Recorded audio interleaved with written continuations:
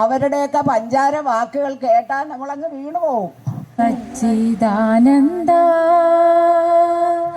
അമ്മയുടെ സ്നേഹത്തിൻ്റെ സാന്ത്വനത്തിൻ്റെ നിർവൃതിയിൽ ആത്മാഭിമാനത്തോടുകൂടി ആത്മവിശ്വാസത്തോടെ ജീവിക്കുവാൻ കഴിയുന്ന മുതിർന്ന പൗരന്മാരെ നമുക്ക് ഉൾക്കൊള്ളുവാൻ കഴിയേണ്ടതുണ്ട്.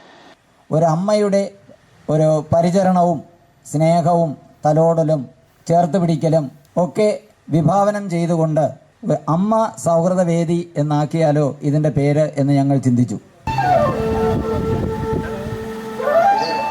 അമ്മ സൗഹൃദവേദി എന്ന് പറയുന്നത് നമുക്ക് ചുരുക്കി അമ്മ തന്നെ ആക്കാം.